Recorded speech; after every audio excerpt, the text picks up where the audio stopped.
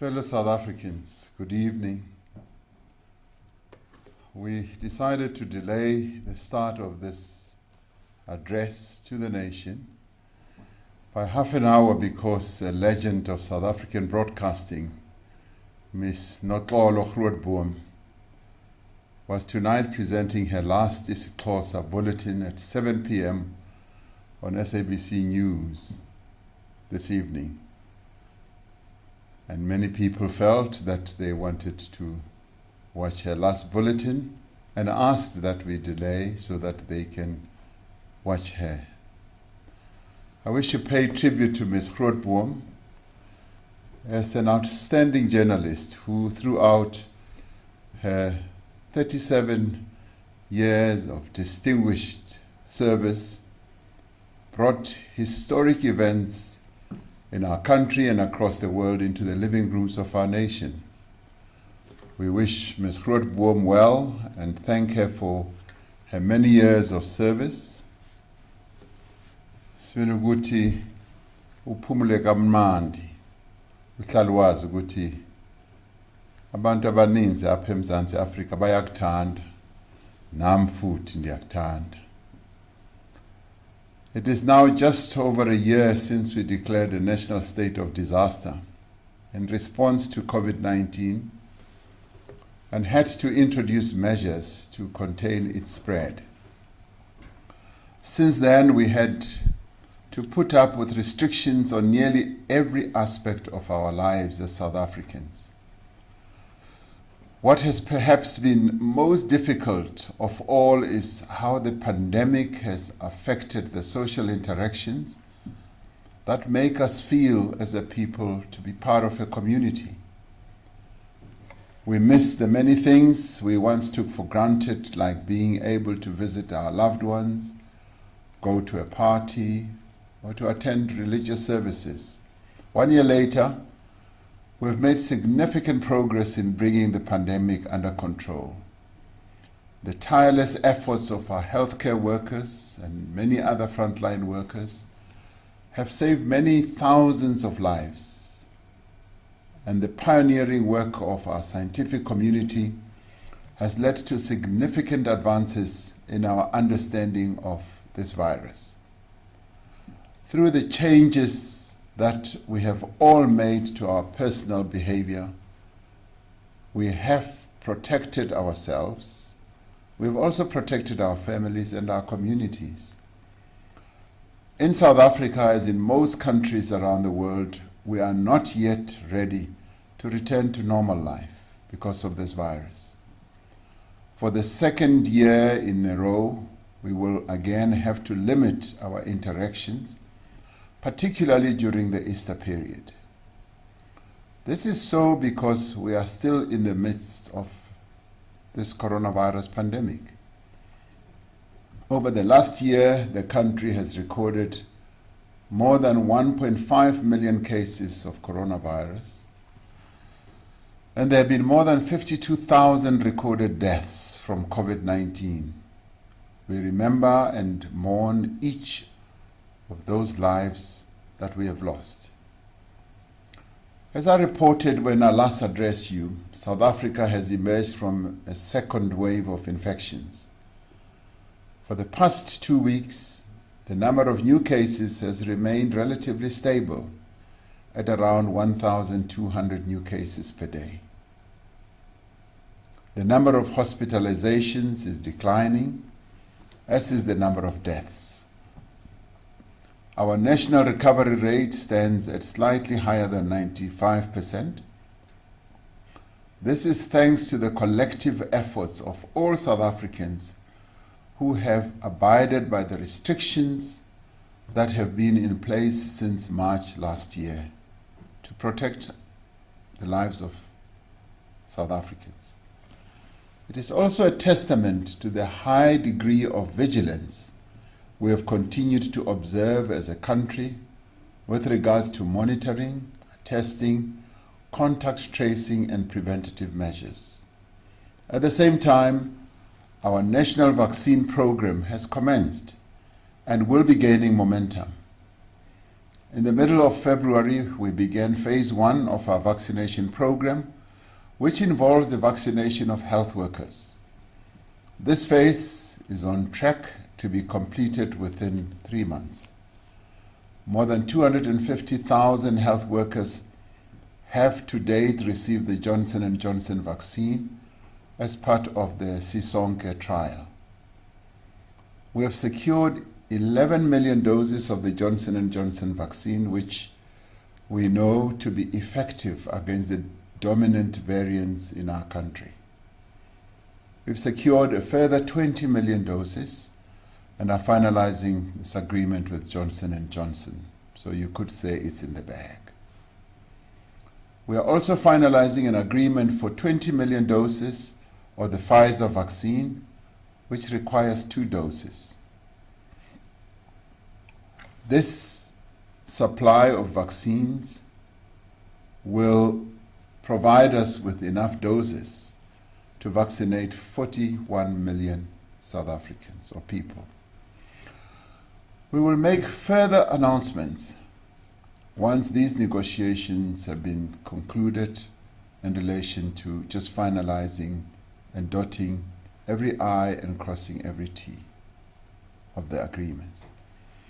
We are also in various stages of negotiations with the manufacturers of other vaccines such as Sinovac, Sinopharm, and Sputnik V.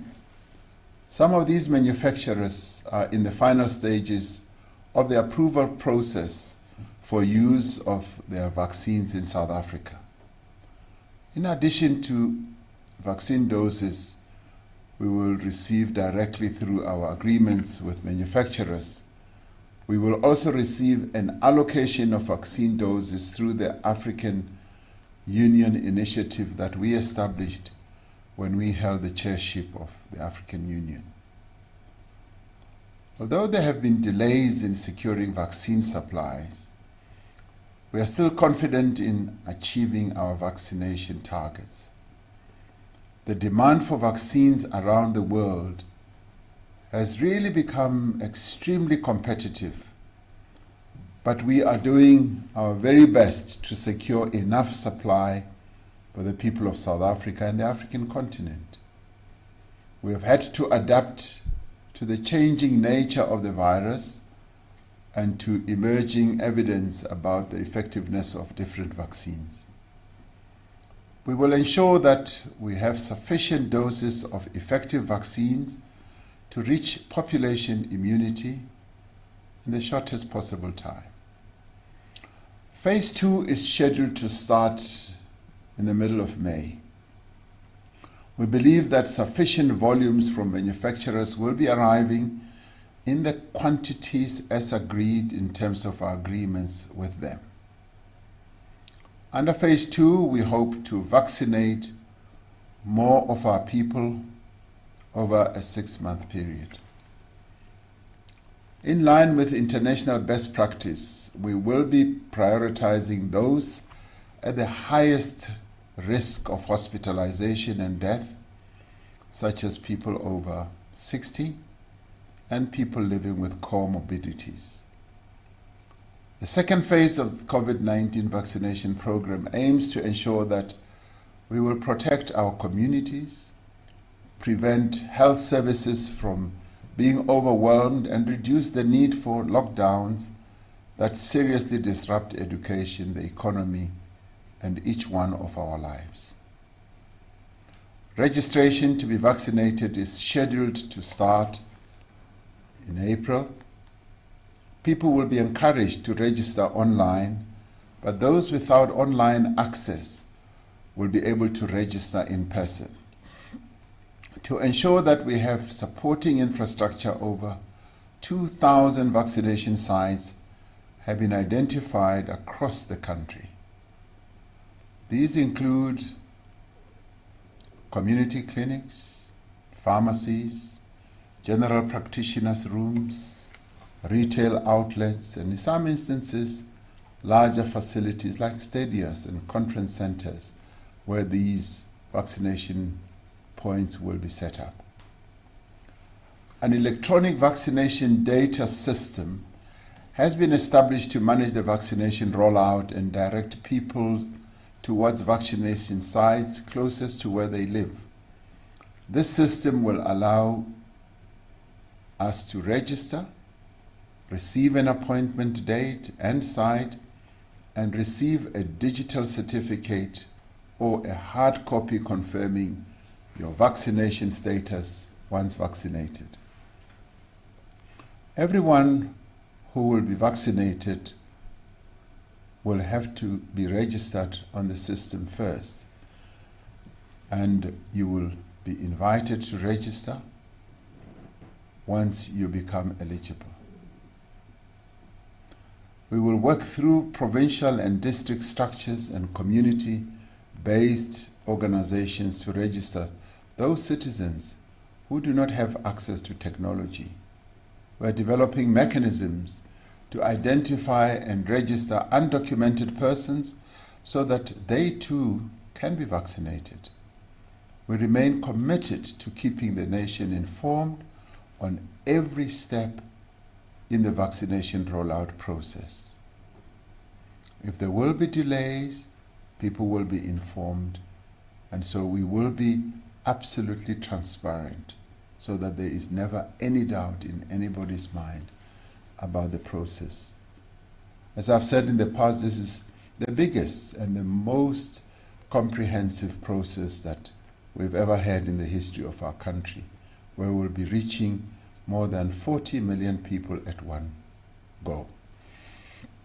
Yesterday, Deputy President David Mabuza, Minister of Health, Dr. Mkhize, and Acting Minister in the Presidency, Ms. Nchabeni, and I visited the Aspen manufacturing plant in the Eastern Cape, which will be involved in producing the Johnson & Johnson vaccines. We were well welcomed by Premier Mabuyane and his MECs. The plant we visited is a world-class vaccination manufacturing facility which rates amongst the best in the world. This is a great achievement for South Africa, demonstrating our capabilities in advanced manufacturing. I wish to commend Aspen for having had the foresight to invest in this facility and for the speed with which they have gotten ready to begin production.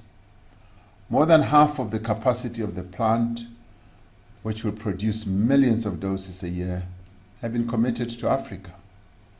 Earlier this week, the African Vaccination Acquisition Task Team signed a procurement agreement on behalf of the African Union, member states, for 220 million doses of the Johnson & Johnson vaccine. It has an option for an additional 180 million for all the countries on our continent. This agreement is significant for our continent, not only because it gives effect to our determination that no country should be left behind, but also because these vaccines will be produced right here on our continent. Greater collaboration between government, business, labor, and civil society is key to the success of the vaccine rollout. The private sector continues to play a key supporting role in the national effort. We are particularly encouraged by the commitment of the private healthcare sector to work with government to make the vaccine rollout a success, drawing on the immediate capabilities that we have developed in the sector. We are also grateful to numerous companies working through the Solidarity Fund to lend financial resources to the vaccine acquisition rollout. We want to commend the Vodacom Group and Vodafone Foundation, which have pledged 87 million rand in the African countries in which they operate for cold chain storage and the logistics for the COVID-19 vaccines to enable them to be delivered securely.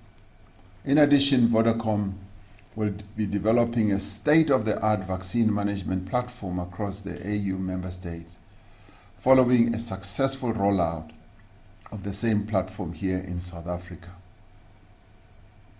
I do want to call on all our private sector partners to support this new phase in our fight against COVID-19. Fellow South Africans, in just a few days, the country will begin the annual Easter break. For many, this will be a welcome moment to pause and to rest, whether from work or from our studies and from the pressures of the last few months.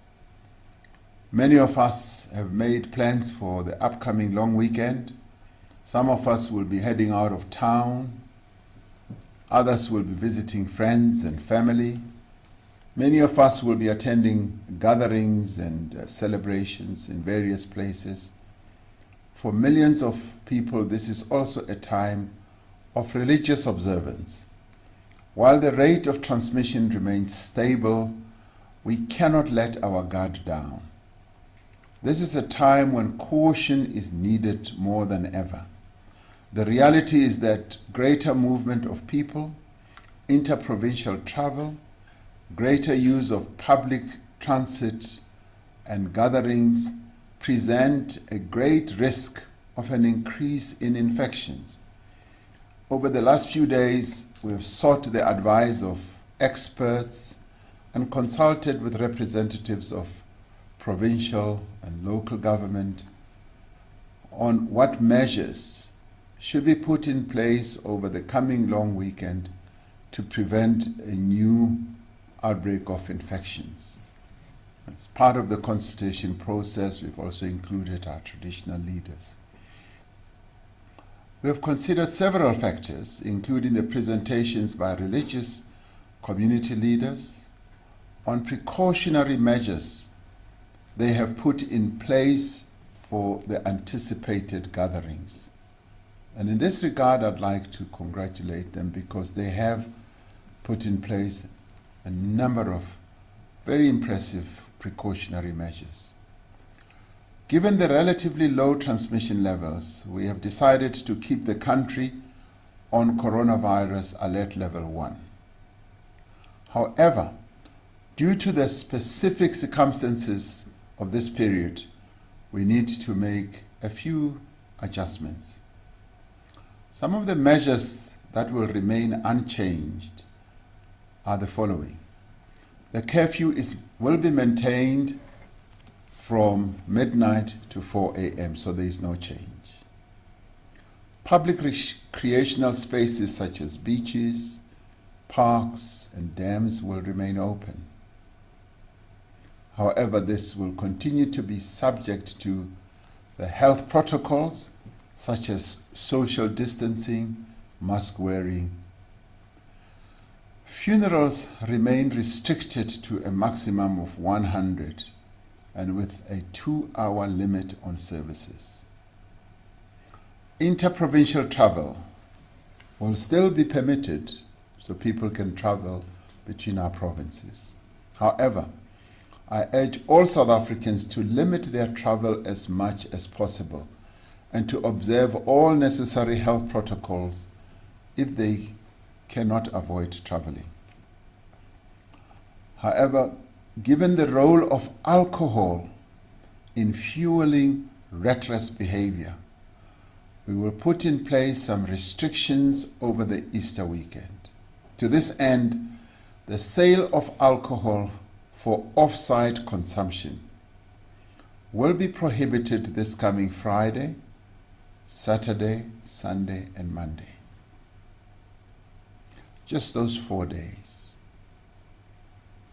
On-site sales of alcohol at restaurants, shebeens, and bars will be allowed, but this will be according to licensing conditions and also to the limitations of time up to 11 at night. The Easter weekend is a time of spiritual significance, and attending religious services is important to millions of our people. For Christians, congregational worship is an important part of celebrating Easter. The Jewish community is currently celebrating Passover, and the Muslim community will soon be starting the holy month of Ramadan. In recent weeks, we've held consultations with faith communities to find mutually beneficial solutions to the challenges of managing large crowds at religious services. Following this consultation, it has been determined and decided that religious gatherings over this period will be restricted to a total number of 250 people indoors and 500 outdoors. This is an increase of the numbers that we have currently. Where the venue is too small to accommodate these numbers with appropriate social distancing, then no more than 50% of the capacity of the venue may be used. Congregants should not gather outside their usual places of worship, and people must go home and not sleep over after services, which is what often happens in non-COVID times. I want to express once again my gratitude to the leadership of the faith community who have engaged positively with us as government. There is a common appreciation that we must do all we can to support our people to exercise their religious freedom and keep our country safe. With respect to other gatherings, these will also be restricted to a maximum number of 250 people indoors and 500 outdoors. As before, where the venue is too small to accommodate these numbers with appropriate social distancing, then no more than 50% of the capacity of the venue may be used. We continue to urge all South Africans to avoid gatherings if they are in a vulnerable group, such as the elderly and those with comorbidities. We also urge that gatherings should take place in outdoor venues, which are significantly safer than gatherings indoors. We will review these measures that I've just outlined on the size of gatherings within the next 15 days based on an assessment on the state of the pandemic and the extent of compliance with health protocols. We continue to follow the principle that restrictions should not be more severe than is necessary to contain the spread of the virus.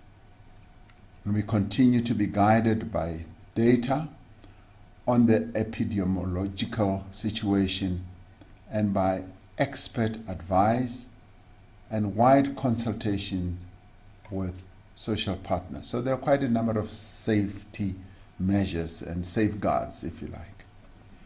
We will closely monitor the situation and will respond swiftly to any signs of a resurge of the virus. So fellow South Africans, this pandemic is still very much with us. We must act with caution, not just this coming weekend, but in the days and the weeks and months ahead. We do not know when the virus will be behind us, but we all know what must be done. We know that wearing a mask in public at all times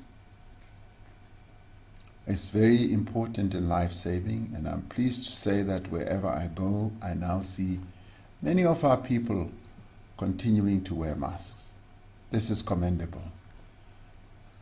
And I also see that a number of our people continue to wash hands, and many places around the country have sanitizing spots where people can wash their hands. And we must continue to observe social distancing, and this is important to prevent the spread of the virus.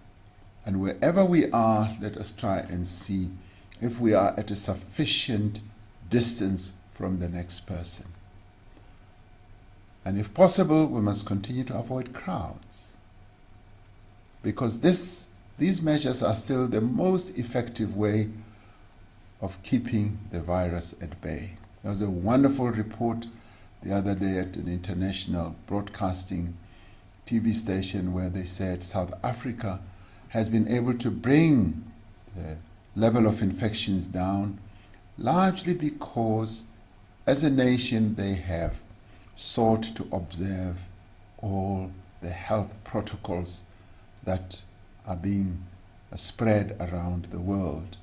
And I'd like to commend our people for continuing to observe these health protocols. They are important, and in a way they've become maybe second nature. We must see them as second nature. Any action that puts ourselves or others at risk must be avoided. The restrictions that are in place for our collective health and safety must be observed. Let us be a responsible nation that is forever aware of the presence of the virus. And let us remain at home wherever we can in small groups. Let us avoid being in large crowds and places with poor ventilation. And let us not go to funerals unless we are immediate family, and not visit the homes of the bereaved. We all have a role in this great national effort to end COVID-19. And let us play our part. At this time, when the Easter message of hope, rebirth, and renewal finds expression in the lives of so many of us, let us please take care. May God continue to bless our beautiful country, South Africa, and also protect her outstanding and amazing people. I thank you.